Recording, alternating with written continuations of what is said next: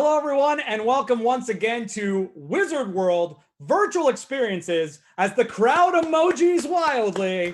Let us, you can applaud too if you'd like from the safety of your home. We won't hear you, but just give yourself some love and then show us your love with your emojis in the chats.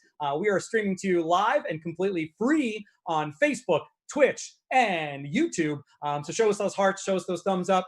Twitch, I'm sure there's a ton of Star Wars emojis out there. So let's see all that Star Wars love.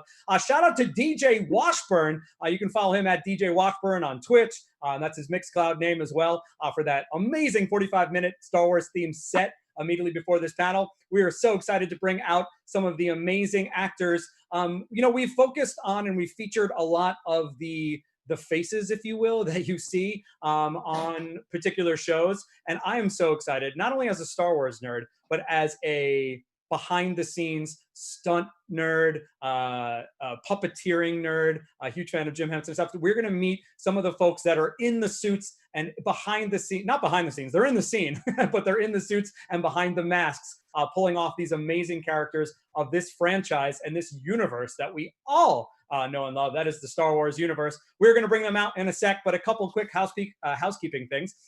This panel is completely free and streaming to you live to the comfort of your home. If you're watching on a replay, welcome. Good to see you. But just know that you can also interact with some paid virtual experiences as well. If you are able to, during this time, head to wizardworldvirtual.com. Again, that is wizardworldvirtual.com, where you can sign up for one-on-one video chats.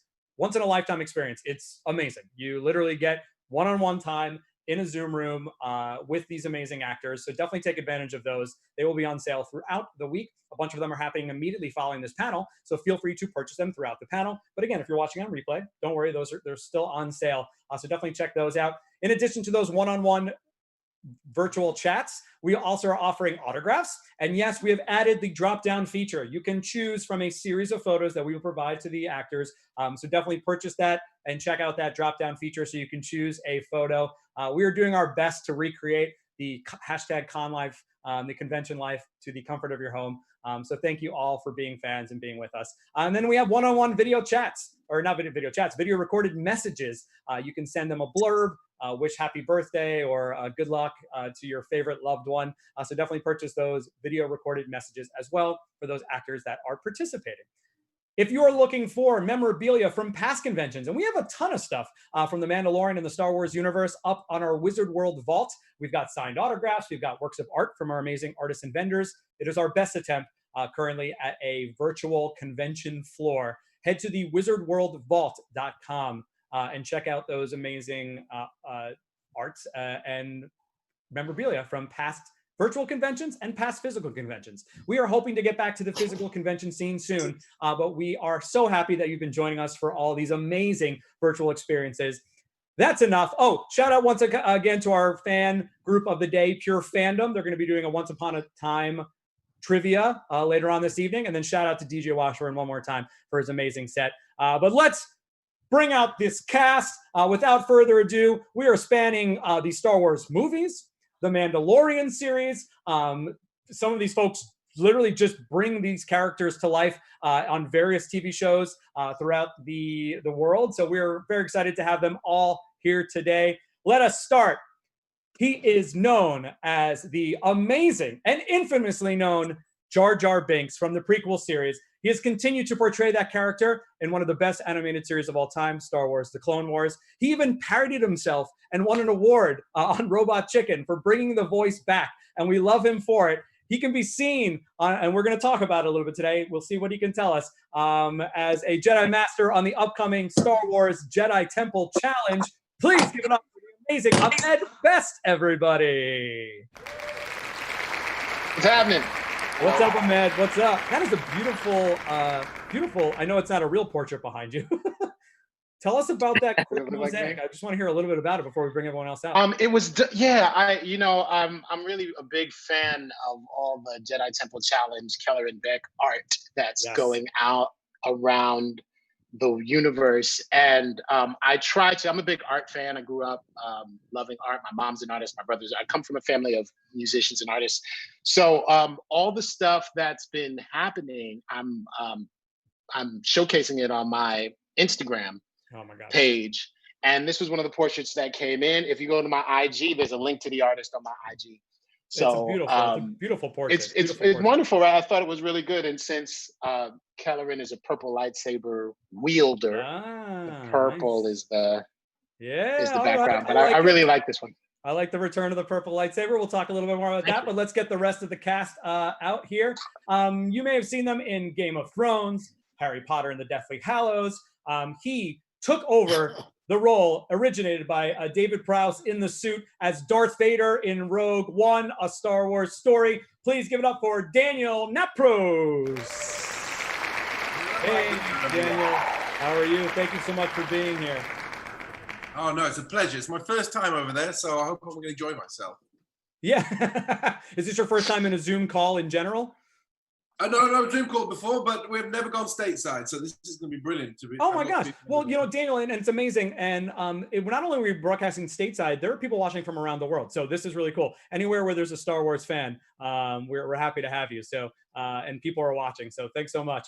All right, next up, you have seen her in Supernatural, The Mentalist, the animated Castlevania series. She plays the armorer in The Mandalorian. Let's hear it for Emily Swallow. Emily, this is so crazy. You, for those fans that have been watching us on virtual experiences, you were on our very first virtual experience for Supernatural, and now you're back again for the Star Wars universe. Thank you so much. So happy to be back. And I mean, you've told me that you've learned so much, so I'm ready to see how spectacular this one is. Emily's like, you had a high bar before, but now it better be raised. I thought it went great. So. Yeah, awesome. And beautiful cutout there, stand-up Thank cutout. you. This is courtesy of my parents who bought this on Amazon. Amazing. All right, let's bring out, you know him from his stunt work, an amazing stunt performer. We've also seen him in the flesh in various movies and television series. Jumanji, Welcome to the Jungle, Breaking Bad, Westworld. He played Paz Vizsla and also the Alpha Trawler on The Mandalorian. Let's hear it for Tate Fletcher. Hey, everybody. Great to be here. Hey, you got a great backdrop as well. Where are you tuning in from? I'm in Santa Fe, New Mexico right now. Oh my gosh, that looks nice. Beautiful back there. I just left LA about 2 days ago. As everything was turning on, I was like, I got to get my head clear for a little bit. So I took a little respite. Yeah, no, that's awesome. We all need to take some time to get our heads clear right now. And I just want to let you all know that the fans are using this moment right now to clear their heads a little bit and take a break. So we appreciate you all being here. Let's bring out our next amazing performer from the Hunger Games, Van Helsing. She is the performance artist behind Kuiil, who was obviously voiced by a different actor. But let's bring her out. That is Misty Rosas. Hey, Misty. Thank you so much for being here. Good to have you. I can't wait to talk about puppetry. Puppetry is one of my nerddoms. And so I'm so excited to talk about mocap and puppetry and everything. So thank you so much for being here. Well, thank you for having me. Yeah, of course. And last but not least, he's been waiting in the wings patiently, and we love him. He has taken over from the brilliant Anthony Daniels and has done such a good job. I wouldn't even have known that it was a different performer, and that's how great of a job this gentleman has done taking over the role of C-3PO inside the suit. He also played the RA-7 droid and Zero. And the ferryman, my gosh, all kinds of parts on The Mandalorian. Please give it up for Chris Bartlett. Hey guys, I'm so happy to be here with you. I'm looking forward to being with you in person, but I'm so glad Wizard World's given us the chance to be able to talk like this. Yeah, it's crazy times. But what we found is, even despite sort of the disconnect of physicality, there's been so much more connection just with folks checking in on each other. You know what I mean? Great. And yeah, and I think that is what's been so beautiful about this time. Obviously, some important discussions obviously happening over the weekend as well. And I think there's nothing but hope that I think can come out of this, and nothing but important change and hope. And while we are all protesting and creating those movements for that hope, it's nice to take a little break and go back to the things that we love, the moments that we grew up on. And Star Wars, my gosh, is one of those things. So I speak on behalf of the fans when I just say thank you all so much for being here and giving us this nice little break. Whether you're watching live or watching a little bit later on, thank you so much. So we really appreciate you being here. Thank you. I want to get started with that fandom. Tony Kim, who's one of our moderators and runs Hero Within, had a great Star Wars fan panel recently, and asked me what was my introduction to the Star Wars universe. And what's amazing is I had to think back, because obviously we all know the original trilogy, but my real fandom started with the prequel. So first of all, thank you, Ahmed, for giving us your beautiful character in the prequels.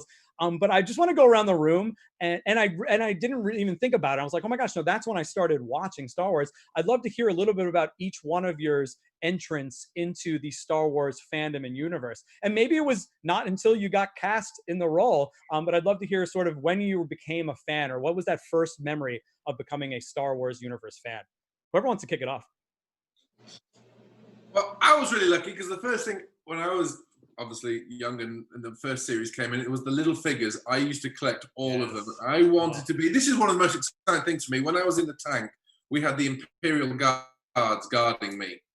And all I used to do was turn around and watch them. Because as a kid, that was my figure that I played with, jumping through the trees and pretending I was him. So that was quite a moment for me. So cool. So this was like, Daniel, this was Daniel, so this was original trilogy characters, right? Back when they had do you still have any of those in the box? Those are the money. No, you have to play with them. They're not supposed to be. I was a kid. I was agree. 11 years old. I'm not going to keep them in the box. They'll be broken. They're broken by now. That's how well they were played with. I agree with you for sure. Sorry, I cut a couple people off there. I think Emily, you were about to say something. Well, I just don't remember. I wasn't yet around when the original 3 movies were released, and I don't remember when I saw them. I just remember that Star Wars was this integral part of my childhood. Like, I have memories of being in the backyard with my Ewok dolls, like in the bushes, trying to recreate different scenes and stuff, and of course wanting to be Princess Leia. And I don't even, I was asked recently, like, what was your memory of seeing the first movie? And I don't even know. I just know, like, it was always there. And then I have to say, when I got cast in The Mandalorian, I realized how much I do not know about the Star Wars universe. And it's been really fun to go down those rabbit holes and discover all of the different tentacles that there are of these stories. It is expansive, to say the least. Awesome. Other entry point memories from anyone out there? For me, my dad and my older brother, there's a significant age gap between us. So from them, I remember, just like Emily, hearing and seeing something that felt larger than life. And then for me, my first memory was Return of the Jedi, and just being really connected to Yoda and the Force and the message of, love and compassion and good will overcome, in the end. So it makes me super emotional, because then when I got this, I remember having to pull over my car, and I called my mom. I was like, oh my God, I'm in Star Wars. Yeah. And I can't say anything else, but oh my God. So yeah, that was my first memory. And it is something really special to be a part of. So cool. That's so cool. Beautiful to see. Yeah, what we grew up as children, then turning into professional moments is such a cool story. Such a cool story. Yeah, mine was 77. A New Hope came out. That was the first movie I ever saw. Oh, and cool. I remember being in the theater and going and sitting, and as soon as the crawl went up, I was hooked. And I grew up in New York City in the South Bronx, and I grew up without a lot. I tell this story often.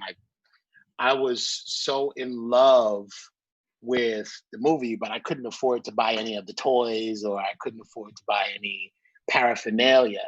So my mom went to the fabric store, and there was all of this like Star Wars fabric at the fabric store. So she bought like as much Star Wars fabric as she could afford.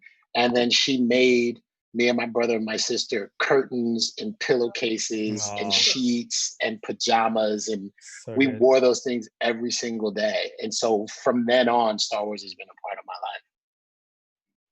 That's so awesome. So awesome. Yeah, I think I went and saw it in the movie, and I remember waiting in line. I was a little boy, and remember waiting outside and waiting. And then as soon as the words, I just got hypnotized and drawn in as soon as the words start coming down the screen and you're in outer space. And then, yeah, since then that became like, I mean, if you want to talk about movies that you must see, it's like, you've got to see the first 3 Star Wars. You just must. Like, that's like The Godfather. Like, you haven't seen that? You should probably check into it. It's like one of those, I mean, and then I love what you said, Misty. You know, Werner Herzog was speaking about it, and I love what he brought to my mind was the mythology with which has been created in this universe, and kind of a spiritualism, which has made more sense to more people than a lot of other options that are out there. And there's this interweaving of the human spirit and determination and hope, you know, that drives on, you know, like when it seems endless and it seems like you can't. And I mean, you know, what does Star Wars give you, man? Well, it depends what you're being aware of when you watch it, I think. But it's meant different things to me throughout the years, and it does, you know, continues today. As far as getting on the show, I mean, this is I mean, what do you say about that? You know, it's like you're part of your own childhood dream or something like that, you know, I mean, that part I played as Alpha Trawler, I'm so proud of that work, just to have been able to, the whole thing. I can't thank enough people, the kind of crew that was there to be supportive, everything. I could go on and on, but yeah, what a beautiful thing, you know, this ripples, right? If we're all throwing pebbles into the pond of life and making ripples, well, George Lucas really did something, huh? Oh my gosh. Yeah. Yeah. Much love to him. And really all of the directors and writers that came in and took his vision throughout the years, you know what I mean? And have put their own take on it.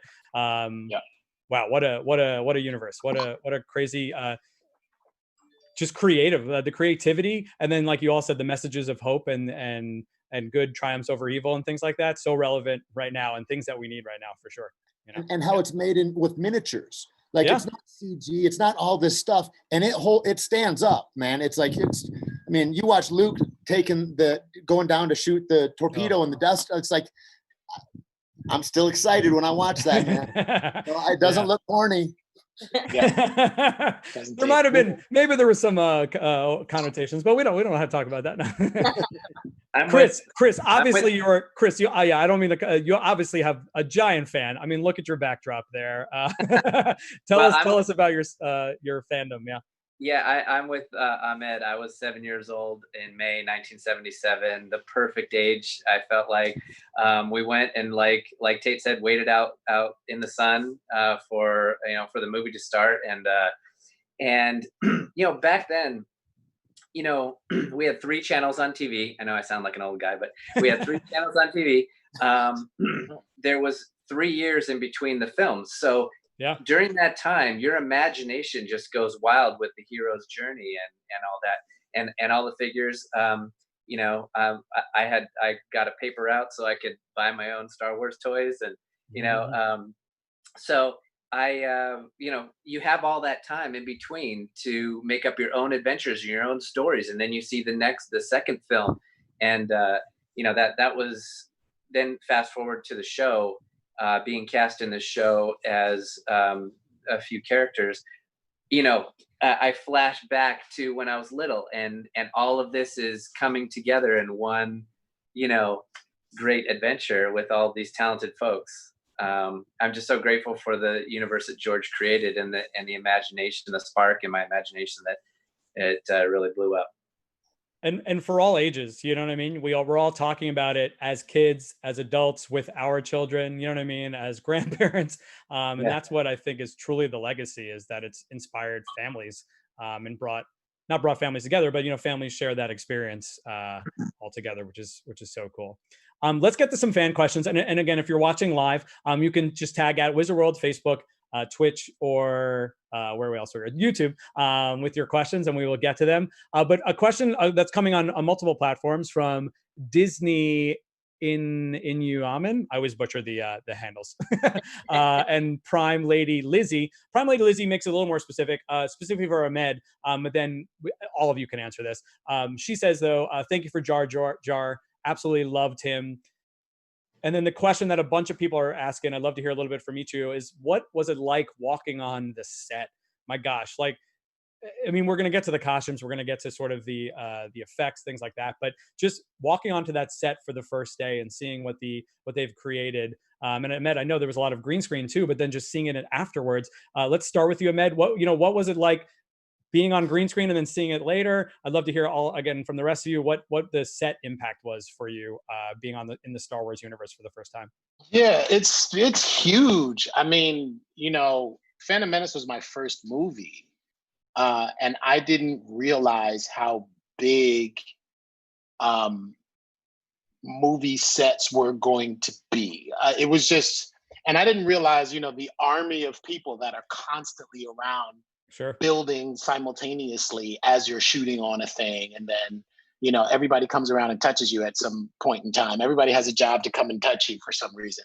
I didn't recognize that, like, how enormous it was going to be. And even though there was a lot of blue screen and green screen, set design and production design was still incredibly important. So Yeah. we were immediately immersed in the world as soon as we showed up. And a lot of the exteriors were green screened, but the interiors were all built, and they all had specific reasons for being what they were. That was also the first time as a filmmaker I recognized how just stationary sets could tell your story. Sure. And as the movies progressed, if you watch the sets, you can watch the evolution of the empire. Like, you can see colors leaving, grays coming in, reds becoming more prominent. Like, all of that stuff through the movies tells the story. So, working with George and being on those sets was not only just awe-inspiring, but extremely educational. And I was very young when it was happening, so I was just really wide-eyed. My set for the prequels was different from all the other Star Wars sets in the fact that what I was doing had never been done before in movies. Yeah. So there was a lot of experimentation, a lot of collaboration, a lot of failure, a lot of mistakes that were made, and a lot of learning. And because I was both live action and CGI, I got to see the physical set and the virtual sets that were being created at the exact same time. ILM would have animatics of virtual sets. They would have pictures of virtual sets. And so this was that kind of the first time in cinema that a physical set and a virtual set and a physical character and a virtual character were all being amalgamated into this one thing. So it was an enormous learning experience. It was an arduous task. It took a very long time. Yeah. For Phantom Menace, it took a long time. By the time we got to Clones, like, everybody knew what was going on. But yeah, it was inspiring. It was awesome. It was larger than life, and it was big. And groundbreaking, like you said, Ahmed. I mean, George was doing things that had never been done before. First film shot entirely on digital, you know what I mean? And so, of course, and what that has done for the film industry, I don't think people realize, but what that has done for the film industry since then is monumental, Yeah, he really changed it. I mean, the thing about George is he's a risk taker, and he's an innovator. And through it all, he has the guts to do it. And there aren't very many human beings out there like George Lucas who can just say, well, we're just going to go this way and see what happens. Yeah. But he changed movies. I mean, when we did Clones, and Clones was the first digitally shot film, we had, one of these HD monitors, one of the first HD monitors to ever be on a set. And the thing was enormous. It was huge. It was like mad deep. And it looked like staring out of a window.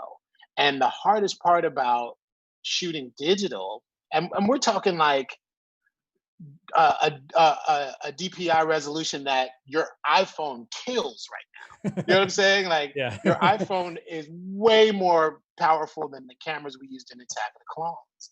But at that time, it was like looking out of a window. And the biggest problem that we were coming across was whether or not audiences would find this image believable because it was so clear. After 100 years of film grain, our brains are accustomed to that look. So it takes it takes your brain a minute to adjust to high def or any type of digital signal, because the noise is different, right? Yeah. Film noise has a texture. Film noise has a character. Digital noise doesn't. It's just like pixelated and square. It kind of looks like this. You know, it kind of looks like this Keller and Beck thing, right? So our eyes and our brains are accustomed to looking at that and seeing an image that it can't organize. With film, it's completely different. Like just like digital music and music on magnetic tape, right? Digital noise in music has a sound, right? Jimi Hendrix is distorted distorted analog music, right? Sure. Distorted digital music sounds like a bunch of, you know, it sounds like an old school 28.8 modem, and that's not pleasant. So we had to really find a way to get people's eyes and brains accustomed to what we were doing. Oh my gosh, awesome, Daniel. I want to turn to you, and then we'll get to the cast of Mandalorian because that's a whole different set. But well, my gosh, it had to Rogue One, right? We're going back now to the original series essentially in terms of the sets and trying to recreate the Imperial starships and the Death Star. My gosh, what was that feeling like walking onto that set for the first time in Darth Vader's suit? My gosh. I always think it's really difficult to explain because you're in your suit, so I don't really see myself.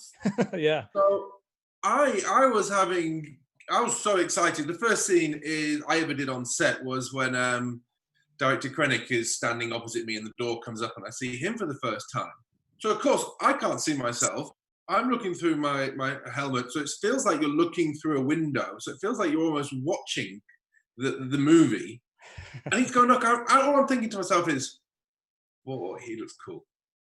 Not realizing they're shooting the other way and it's the Darth Vader being revealed. I didn't expect that at all. But what is really interesting about because I did also with JJ, so I've done the other films with him. Yes, is actually yes. Star Wars then brought back the film. And with their clout and power, we'd almost, in the UK, we'd lost where the films were, the negatives were developed. So it's really interesting that they did all this with the digital side, but then also they helped save the film side. So then Wonder Woman and Batman's and all that lot could be filmed on films, and the Joker and this lot. So it's really interesting. You don't realize how outreaching Star Wars is from the digital side, but what I really enjoyed the most about it was, it's just the whole thing. You don't really understand what you're doing at the time. You know it's a great thing, and you just hope. You're just hoping that the fans are going to accept you, especially as Darth Vader as a different person. I'm a bit like, oh, hello. I could be in trouble here if they don't like me. But I was really grateful, and everyone seemed to enjoy the character. Awesome. Mandalorian, I know a bunch of you played different parts in different parts of the Star Wars universe, but most recently and specifically, I'd just love to hear a little bit from each of you about, again, now we're recreating a new, not a new world, but a new take on the universe with The Mandalorian, which was done so well and just looked so gritty and cool and Western almost, you know what I mean? And but still with that Star Wars aesthetic, you know what I mean, of those desert planets and all those amazing planets. You know what? Again, I'd love to hear from each of you just what that not awful, the feeling of awe that you felt on set for the first time. I will echo Daniel in saying that I still I sort of knew what I was walking into, but I didn't really understand what I was walking into. It felt larger than life, and and also I think partly because of the secrecy of the whole thing. I knew so little going into it, so it was like I really felt like I was going into another universe getting to set the first time. And the episodes that I did, we were working on 2 sound stages, and so first I walked through the sound stage that had the green screen and had the Razor Crest, and they were shooting something like trying to work out something really incredible in there.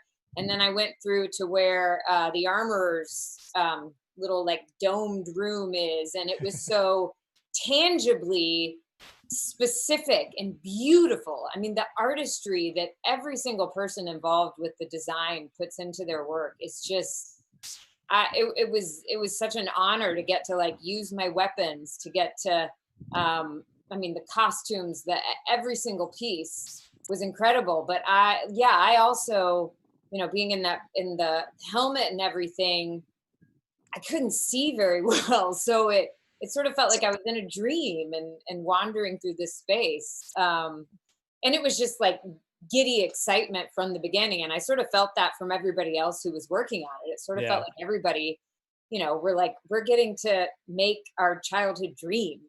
And that joy that goes into the process, I think is part of what makes it so spectacular.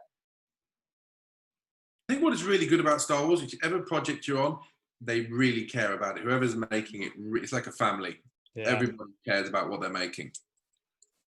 Yeah. I've been fortunate enough to be in the Star Wars, doing Star Wars TV stuff for 14 years. But Mandalorian, the very first scene I shot was the ferryman on the frozen ice ocean, and stepping onto the up onto that pier, which was practical. The whole scene was practical, surrounded by the volume.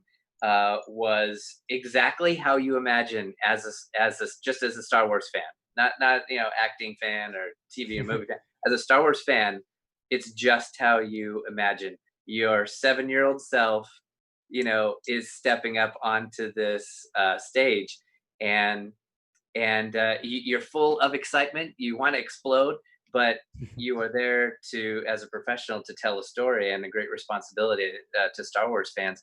But it still felt like it was in slow motion as I was standing there with the Mandalorian, about to bring call his speeder over. It was, among other first days on set. That was amazing. Awesome. Take me. Okay. My very first day was actually the very first shoot day, and our scene was the very first shot. So we were on the back lot, and I had butterflies in my stomach. And again, like Chris iterated, I had gratitude and compassion for knowing how big this is, and also bringing a character that was part of, the Empire Strikes Back that you saw for just a moment, and trying to bring him to more of a forefront. I was just like, okay. And I just remember walking on set with Dave Filoni, and he's like so nice, and so he likes to joke a lot, and he's like, hey guys, so we're gonna make something here, and it's like and I've got my sides, and he's like, well, let's just run through the scene. And it was, our first scene was Quill and Mando on the blurgs, and I'd not been on a blurg yet. They're like, here's your reins, and here's everything. And just, it was us talking. I was showing him, I led him to the encampment, and basically telling him the story about what this is, and do what you do, Mandalorian, and bring, so that we can bring again peace back to the valley. So it was, I was in awe. Grateful and excited and really proud. And again, after all of that, and they put me into my suit and I get ready, then it's, you go into your zone of, this is really important, and this is what I need to do. So focus and, breathe and do your job. So, and we did. Yeah. Awesome. And shout out, my gosh, not only to Jon Favreau, but Dave Filoni for his work on the Clone Wars and the Mandalorian. What a genius, just bringing the Star Wars universe back to life, and JJ obviously too. But the smaller stories, that Dave has crafted have been beautiful and amazing. Tate, what was it like? I mean, I had a dressing room next to Apollo Creed. That was pretty cool. I was like, this is getting, I mean, it was like more and more bizarre to me as it went on, but walking onto set, and you're there. You're not there. You're in this place. It's a lot of shows that I work, you've got to suspend some disbelief. Sure. These guys that develop this and put these sets together, I mean, you're inside this bar and on an ice planet, and that's what you're seeing. I mean, it's phenomenal, man. The mastery that's there, and then what really struck me is seeing the way Favreau would work with other directors, because he and Filoni and that everybody's there, Bryce, everybody's all together a lot of the time, and to get to kind of ear hustle on those conversations about how they're seeing to shoot this next shot and how to draw more story in this direction instead of that, and what a beautiful thing to be able to hear those kinds of years of experience. But I really, what Daniel had said, it struck me when I walked in as Heavy Mondo, and I see Emily, and it's, I mean, you're like, you're a little in love, right? That whole uniform, you're just like, oh my God, this whole thing going on, and the textures in there and the smoke in there. And I'm like, and I know, you kind of know what you look like, but I'm like, but you look really cool. Like, I don't know what this looks like to you, but like, she's like, this is terrifying. This is, or whatever, monstrous. But yeah, what a time, I mean, as far as really you're in those spots, and it makes it so easy to, be supported into your character there, and develop that piece of story. I think what Chris said is really important. It's, you've got this responsibility of presenting this story, and you can do that a myriad of ways, and some will be better than others, and it's helpful to think of what that might look like, and that's what I love about it all the most, is it all feels like a precursor to a flow state, kind of, because I think it's so important what we do, and the pressure then I try to turn up, because I want to value what I do, and I want to make sure that I do a good job for you.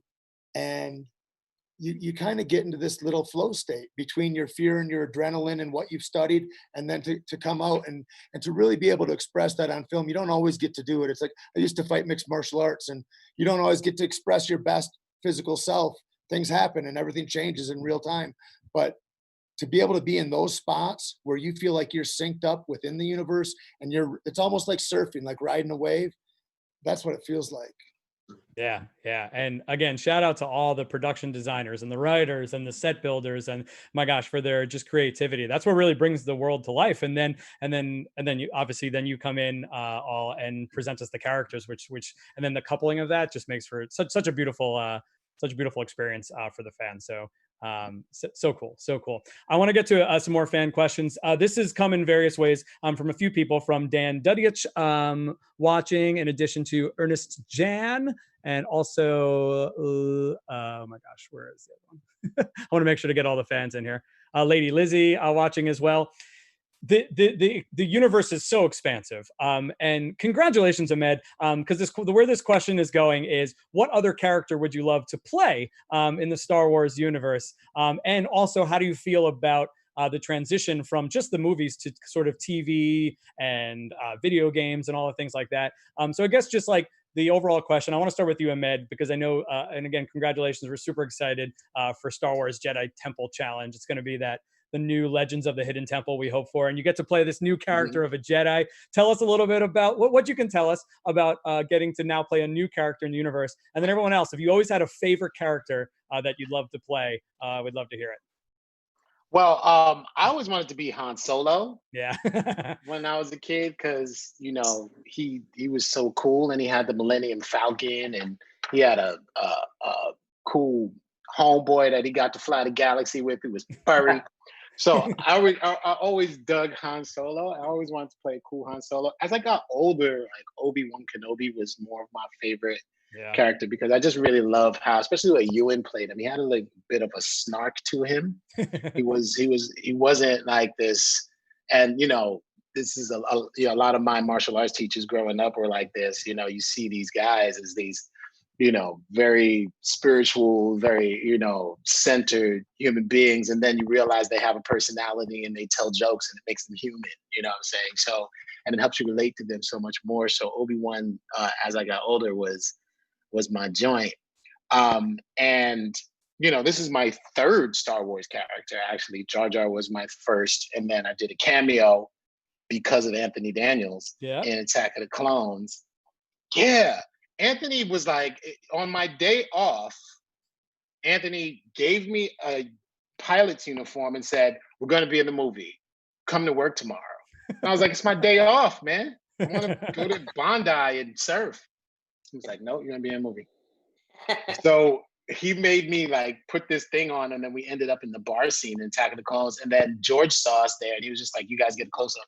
So he gave us close ups.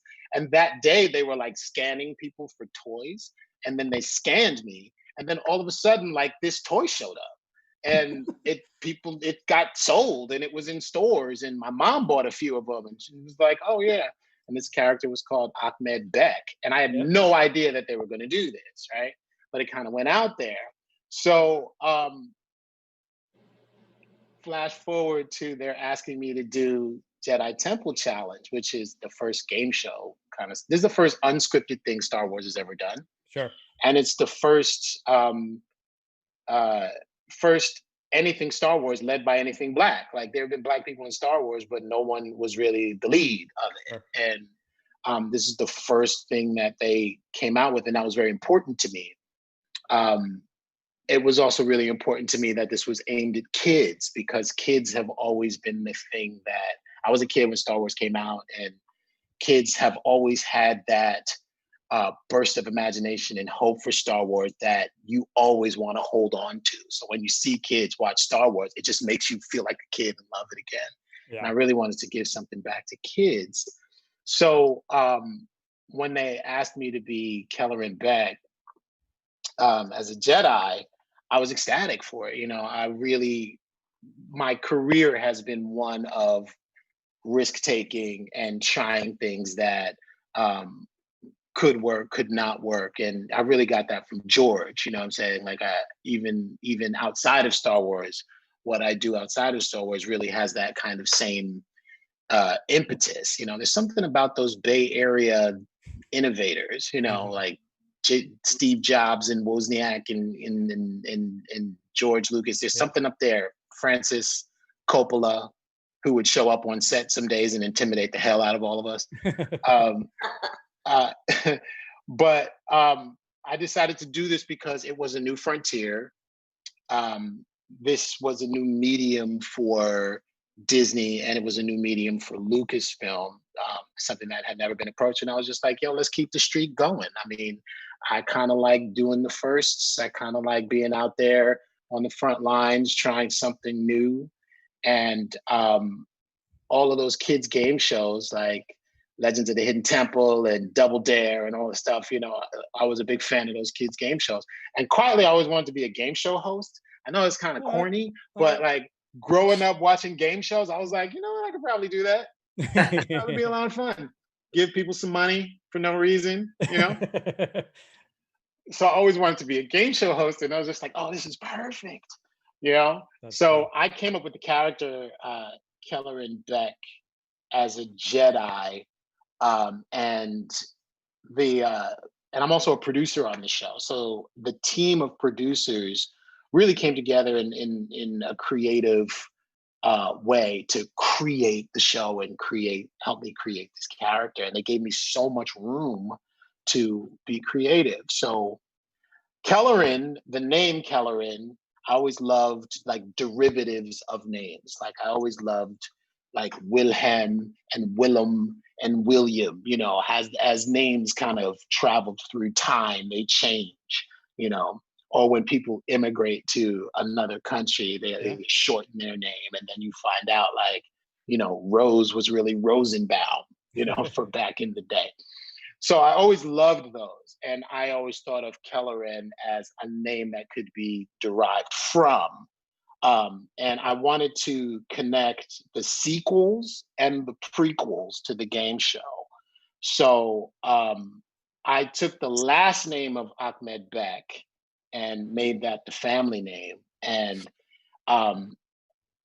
Kylo Ren is a derivative of Kelleran. Yeah. So, you know, the idea is Jedi names can be derived from and changed throughout generations. So Kelleran is the original. Kylo Ren is what happens in the sequel. and therefore that combines the prequels and the sequels to Keller and Beck.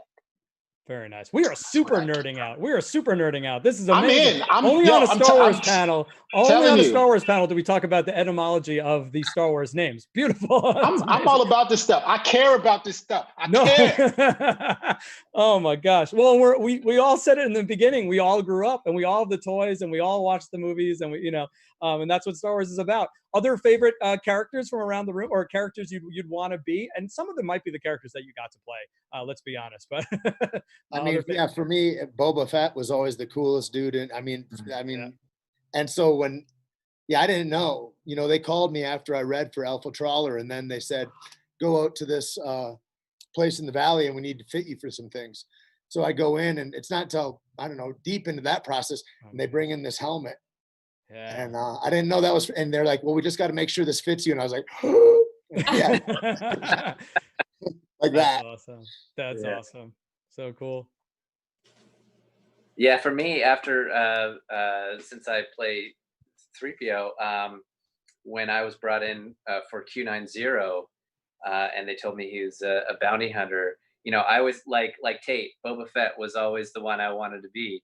And so when I got a droid who's a bounty hunter, I'm like, that could be 3PO and Boba Fett mixed together, my two favorites. So that was that was really exciting to be able to figure out what he's like and how he moves, and eventually I thought that he looked like a praying mantis, so I researched praying mantis bugs and how their movement and everything, and they're really isolating as almost like a droid. So that's how I played him. But yeah, I mean, my favorite character now is my own character. That's okay. Well, and again, another character that we talked about it that was in the original, like popped up in the background of of Star Wars before, and we were so excited to see like that droid be brought to life. You know what I mean? And be like, oh yeah, what is this droid like? So cool. Yeah. Yeah, you talking about the RA7 droid? Yeah. You know what I mean? I've seen them in the back and getting everybody. But well, that's a cool thing about Mandalorian is that it's all new, but it all feels familiar. Like Exactly. we should assume that this character, we don't always have to assume that this character that we're seeing is exactly that same character that we saw before. It's like, Tate was saying, I mean, like Ahmed was saying, deriving from, this is something that looks familiar. I wonder what his story is. That's what I love about Mandalorian is that so many new stories, but they all feel like they were from our own imagination. That's right. That's awesome.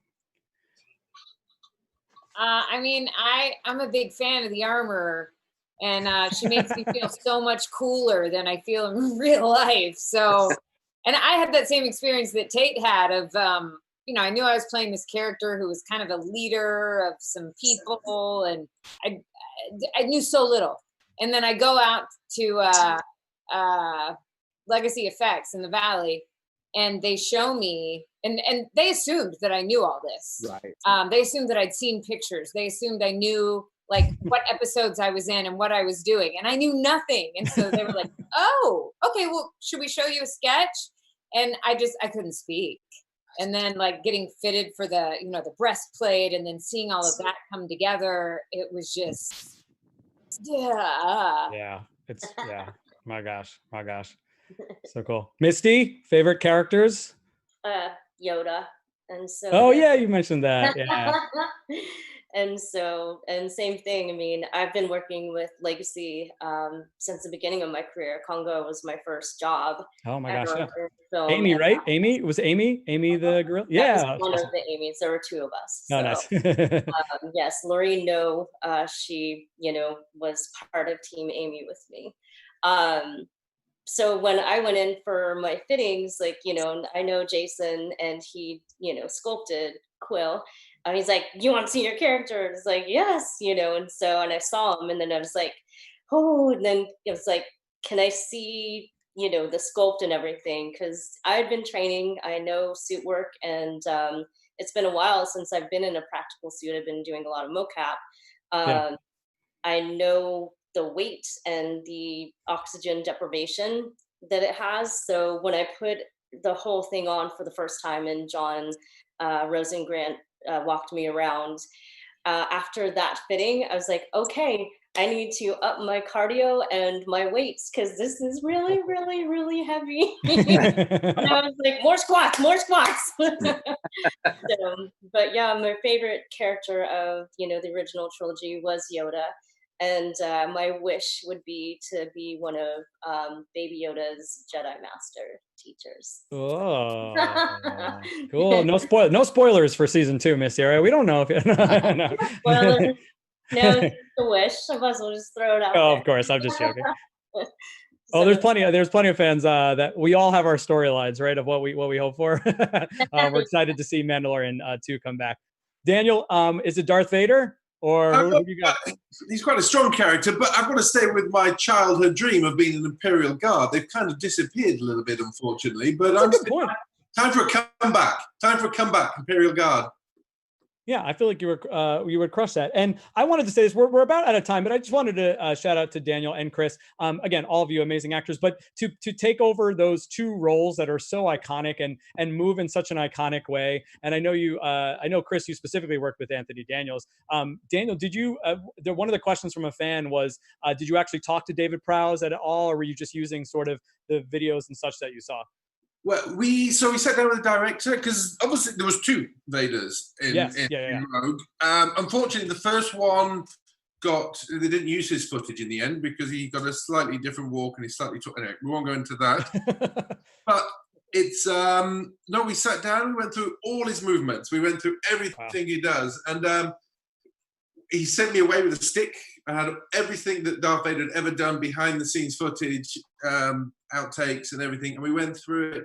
And we just built it up, and it was just trying to do a tribute, but also make him current, but not out of his comfort zone from what you expect him to do. And I hope people enjoyed what we did. Oh my gosh, awesome! That's a shout out to Brian Shapiro, who's watching. A question from him, and my gosh, one of the greatest Vader scenes of all time. I think we can all agree is that final down the hallway Vader scene. We were talking before in the DJ set that if there was just a movie of just like slasher Darth Vader, you know what I mean, just going and just destroying the universe, everyone would be in, and we'd love to have you back, Daniel. So I just want to give you all a shout out. We're out of time, but I want to go around the room and just have everyone give their final thoughts. We have fans watching from around the world, and what's extra special about this panel, and I said it to you all beforehand, but oftentimes we see the faces out there, and you are all the folks like behind, and we've seen your faces in various other roles and parts, obviously, but the characters we're talking about today, the things that you're doing behind the scenes, from stunt work to puppetry to physical theater to mocap, is so brilliant and so beautiful. And it's just an honor for me to talk with all of you in this brief time and just hear a little bit about your experiences. And we thank you because it often goes untalked about, if you will. You know what I mean? You can watch the extra features and the special features, but and so shout out to you all for bringing these larger than life and these fantastical and such creative characters to like a physical form. Again, thank you all so much for everything you do. And let's just go around the room again for each of you, just to give a final thoughts, final words to the fans watching. We appreciate, I know I speak on behalf of all of them who are watching. We just thank you for giving us a little break, from the craziness, and a lot of hope, which is the message from Star Wars, and, just your final shout outs to the fans. I just want to say thank you. I've been in the Star Wars galaxy for 20 plus years now, and I've always appreciated all the love and respect from not just the fans, but all my colleagues, all my friends, everyone who has been a part of this crazy galaxy that we call Star Wars. One of the things that I love about being Kelleran Beck, the Sabered Hand, is I get to dream and I get to create. And I never dreamed I was ever going to be a part of Star Wars. That was never a trajectory or a career path for me. And this kind of, right now, you can have a career in Star Wars. It's a kind of a new thing. But, a lot of times I'm hearing like people are escaping to Star Wars, so they're taking a break from the real world. And I don't think you should. I think you shouldn't escape from Star Wars. I think Star Wars should be what you bring into your world, because Star Wars And what we do allows you to dream. And dreaming got us the theory of relativity. Dreaming got us calculus. Dreaming got us DNA. Dreaming got us all of the characters that we are wonderfully fortunate to be and to play. And Star Wars brings this idea of hope for the future and balance to every one of our lives. So don't go away from it. Don't escape from it. Bring it in and allow your dreams and your hope to flow through you and grow. Awesome. Beautifully said, Amit. Thank you. I just wanted to say thank you to every single one of you. This is new for me, so it's overwhelming. You did great, Misty. You did great. It was so great. Yeah. For the fans, I wish you wellness, and I wish you compassion and empathy, and I wish you the courage to go after your dreams and to never give up.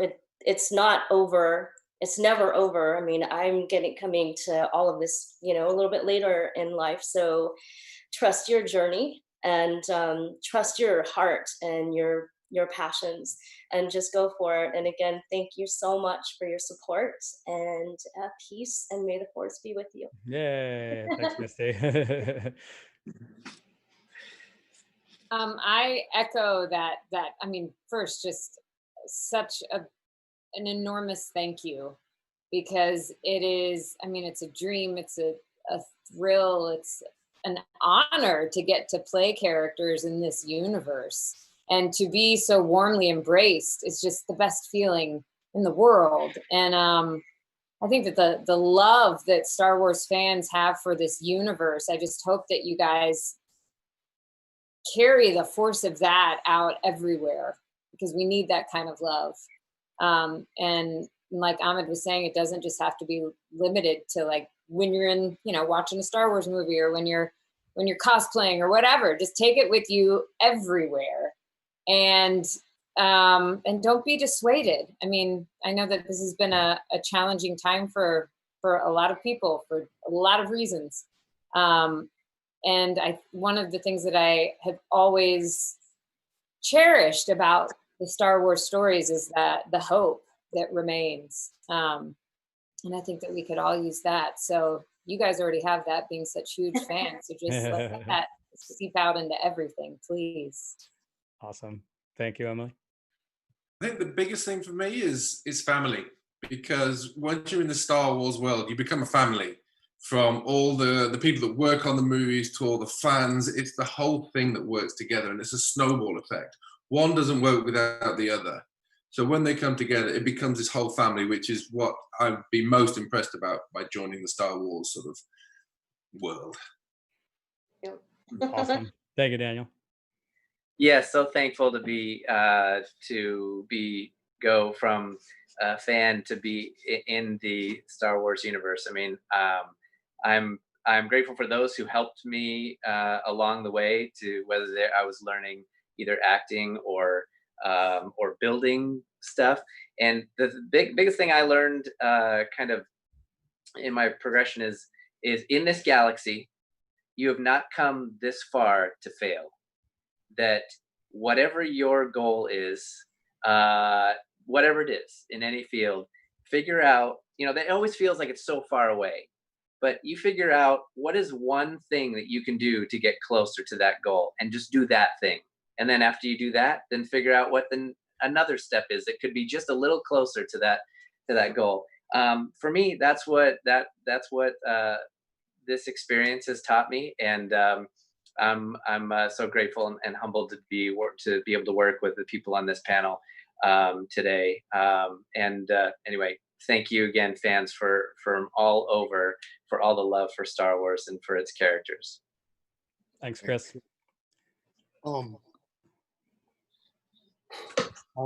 First, what a great, thank you guys all for this time, and for filling my afternoon like this. It's been beyond. And I guess what Star Wars has always meant to me, and what I would say to fans, is that You know, when I look at Star Wars, I look at it of balancing of forces of nature of good and evil. I look at it as people that are forcing their own sense of wholeness into the world and going against an empire to try to grow, right? And this idea right now engendered of hope within, I think that that's everywhere. And I would ask everybody that looks into this, that relates to that you seek truth.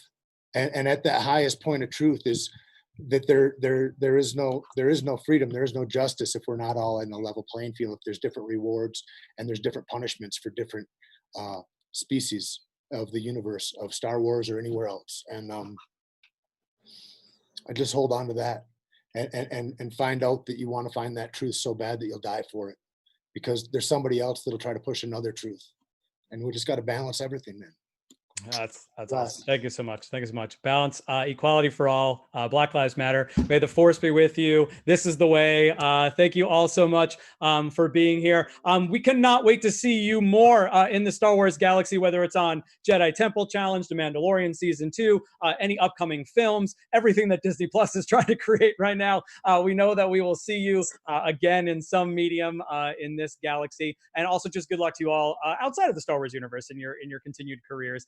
We really appreciate you for being here. One more big round of emojis out there, Wizard World Virtual, all the fans watching from around the world, for Chris Bartlett, Misty Roses, Tate Fletcher, Emily Swallow, Daniel Nepros, and Ahmed Best, everybody. Thank you. Thanks, Mike. Thank you so much. Thanks, guys. Such a pleasure, you, such an guys. honor. You guys can head Thank you, out of guys. this call, take a nice break before heading to your one-on-one video chats. We appreciate all the fans out there who Thank you, watch. thank Some folks that we didn't get to your questions, but you can totally ask them in those one-on-one video chats. Sherry Lucas, Sharon Alvis, Ernest Jan, Aaron Glover, Josh McBride, X Beach, X360X. I kind of combined some questions here and there, but thank you so much for sharing. Brian Shapiro, we asked your question. Ton of fans asking questions from all over the place. We appreciate you being here, and we thank you for joining us.